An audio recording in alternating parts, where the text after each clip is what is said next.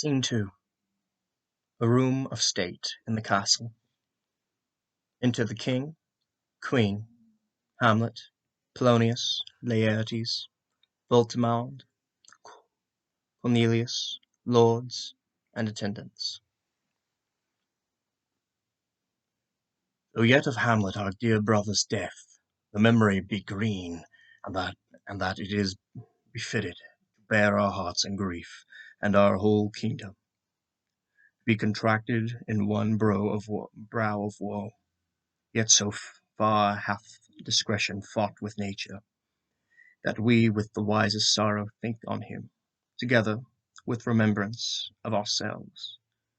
Therefore, our sometime sister, now our queen, the imperial jointress to this warlike state, have we, as 'twere with the defeated joy, with an auspicious and a dropping eye, with mirth in funeral, and with dringe in marriage, an equal scale, weighing delight and dole, taken to wife, nor have we herein bared your better wisdoms, which have freely gone with this affair alone.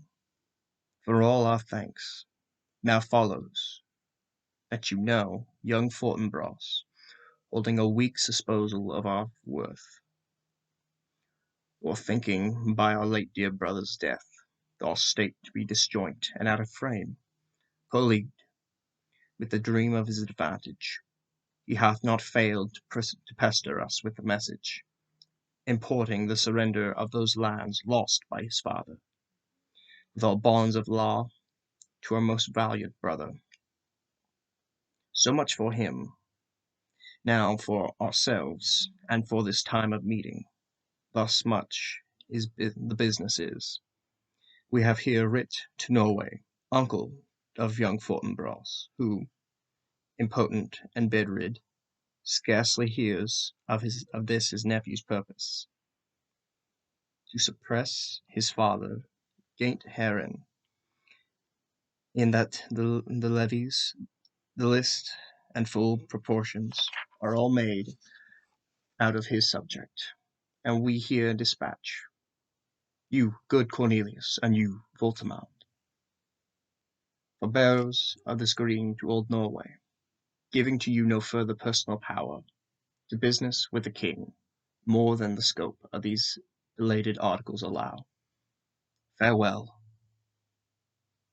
and let your haste commend your duty. And that in all things we show our duty. We doubt nothing. Heartily farewell. And now, Laertes, what's the news with you? You told us of some suit. What is't, Laertes? You cannot speak of reason to the Dane, and lose your voice. What wouldst thou beg, Laertes? That shall not be my offer, not thy asking. The head is not more native to the heart, the hand more instrumental to the mouth, than is the throne of Denmark to thy father.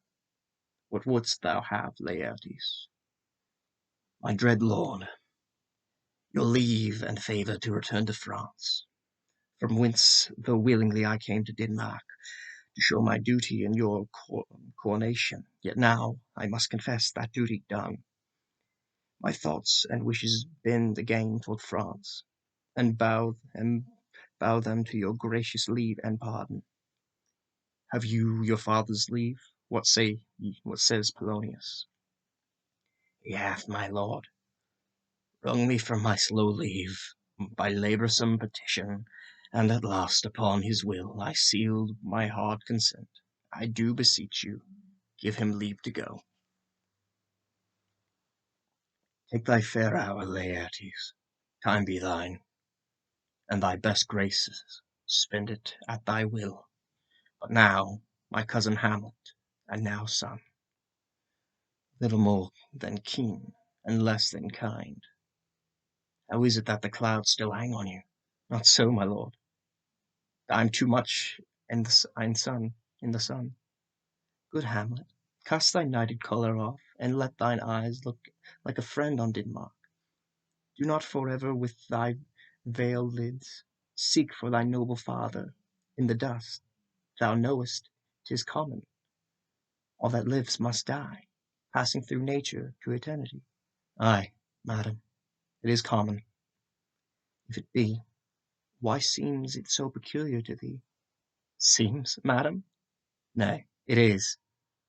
I know not seems. 'Tis not alone my inky cloak, good mother, nor customary suits of solemn black, nor windy suspirations of forced breath. No, nor the fruitful river in the eye, nor the dejected behaviour of the visage, together with all forms, moods, shapes of grief, that can denote me truly.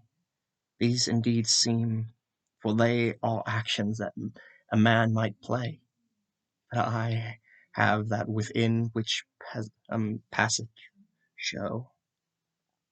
These but the trappings and the suits of woe. 'Tis sweet and commendable in your nature, Hamlet, to give these morning duties to your father. But you must know, your father lost a father. That father lost his, and the survivor bound in filial obligation for some term to do sequence sorrow, but to persevere in obstinate condolement is a course of impious stubbornness. 'Tis unmanly grief. It shows a will most incorrect to heaven, a heart unfortified, a mind impatient, an understanding simple and unschooled. But what we know must be and is as common as any the most vulgar thing to sense. Why should we in our peevish opposition take it to the heart? Take it to heart. Fie! 'Tis a fault to heaven, a fault against the dead, a fault to nature, to reason more absurd, whose common theme is death of fathers, and who still hath cried the first course till he that died today. 'Tis must be so. We pray you, throw to earth this unprevailing woe, and think of us as a father. For let the world take note, you are the most immediate to our throne, and with no less nobility of love than that which dearest father bears to his son. Do I impart toward you, for your intent is going back to school in Wittenberg. It is most retrograde in our desire, and we beseech you, bend you to remain here in the cheer and comfort of our eye, our chiefest courtier, cousin, and our son. Let not thy mother lose her prayers, Hamlet. I pray thee, stay with us. Go not to Wittenberg. I shall, in all my best, obey you, madam. Why, 'tis a loving and fair reply. Be as ourselves in Denmark, madam. Come, this gentle unenforced accord of Hamlet sits smiling to my heart, in grace whereof no joint health that Denmark drinks today, but the great cannon to the clouds shall tell, and the king's ruse the heaven shall bruit again, re-speaking earthly thunder. Come away. Oh, that this too sullied flesh would melt, thaw, and resolve itself into dew! Or that the everlasting had not fixed his cannon against self-slaughter! O God! O God! How weary, stale, flat, and unprofitable seem to me all the use of this world! Fie on't! I fie! 'Tis an unweeded garden that grows to seed things rank and gross in nature. Poses it merely that it should come to this. 2 months dead, nay, not so much, not 2. So excellent a king that was, to this Hyperion, to a satire, a satyr, so loving to my mother that he might not beteem the winds of heaven, visit her face too roughly. Heaven and earth, must I remember? Why, she would hang on him, as if increase of appetite had grown, but by what it had fed on, yet within a month, let me not think on.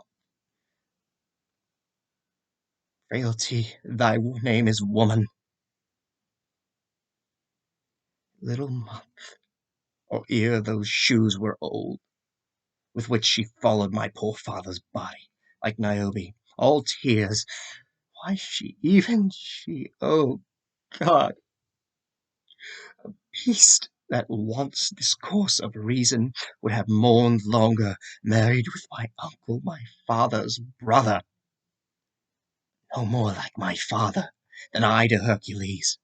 In a month, here yet the salt of most unrighteous tears had left the flushings in her galed eyes. She married, oh, most wicked speed, to post with such dexterity to incestuous cheats. It is not, nor it cannot come to good. Break my heart, for I must hold my tongue. Enter Horatio, Marsilius, and Bernardo. Hail to your lordship. I'm glad to see you well. Or do I forget myself? Horatio, or do I forget myself? The same, my lord. And your poor servant ever, sir, my good friend. And your I'll change that name with you. And what make you from Wittenberg, Horatio? Marsilius? My good lord, I am very glad to see you. Good evening, sir. But what, in faith, make you from Wittenberg?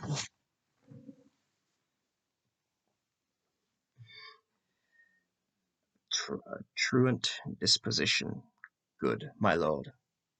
I would not hear your enemy say so, nor shall you do mine ear that violence. To make it trustier of your own report against yourself, I know you are no truant. But what is your affair in Elsnoir will teach you to drink deep ere you depart. My lord, I came to see your father's funeral. I pray thee, not mock me, fellow student. I think it was to see my mother's wedding. Indeed, my lord, it followed hard upon. Thrift, Horatio. The funeral baked meats did coldly furnish forth the marriage tables. But I had met my dearest foe in heaven, or ever I had seen that day, Horatio. My father! Methinks I see my father. Where, my lord? In my mind's eye, Horatio. I saw him once. He was a goodly king. Thou shalt not look upon him, shalt not look upon his like again. My lord, I think I saw him yesternight. Saw? Who? My lord, the king, your father. King, my father! Season your admiration for a while, with intended ear, till I may deliver, upon the witness of these gentlemen, this marvel to you. For God's love, let me hear. 2 nights together had these gentlemen, Marsilius and Bernardo, on their watch, in the dead vast middle of the night, been thus encountered, a figure like your father, armed at point exactly, Gapapi, appears before them, and with solemn march goes slowly and stately by them.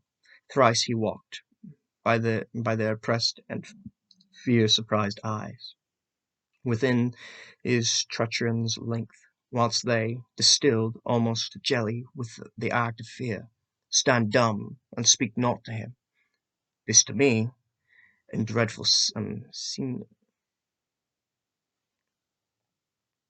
secrecy, in part, they did, and I, with them, the third night kept the watch, where, as they had delivered, both in time, form of a thing, each word made true and good, the apparition comes. I knew your father. These hands are not more like. But where was this? My lord, upon the platform where we watched. Did you not speak to it? My lord, I did, but answer made it none. Yet once methought it lifted up it head, and did address itself into motion, like as it would speak. But even then the morning cock crew loud, and at the sound it shrunk in haste away, and vanished from our sight. 'Tis very strange. As I do live, my honoured lord, 'tis true. And we did think it writ down in our duty to let you know of it. Indeed, indeed, sirs, but this troubles me. Hold you the watch tonight? We do, lord. Armed, say you? Armed, my lord, from top to toe, my lord, from head to foot. And saw you not his face? Oh yes, my lord. He wore his beaver up. What? Looked he frowningly?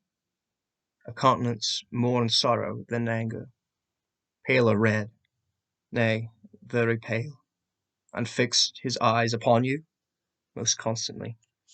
I would I had been there. It would have much amazed you. Very like, very like. Stayed it long? While one the moderate haste might tell 100. Longer, longer. Not when I saw it. His beard was grizzled. No, it was, and I'd seen it in his life, a sable silvered. I will watch tonight, perchance, to walk again. I warrant it will, if it assume my noble father's person. I'll speak to it, though hell itself should gape, and bid me hold my peace. I pray you all, if you have hitherto concealed this sight, let it be tenable in your silence still, and whatsoever else should hap tonight, give it an understanding, but no tongue. I will requite your loves. So fare you well. Upon the platform, 'twixt 11 and 12, I'll visit you. Our duty to your honour, your loves as mine to you. Farewell. My father's spirit in arms? All is not well. I doubt some foul play. The night were come, till then sit still, my soul. Foul deeds will rise, though all the earth o'erwhelmed them to men's eyes.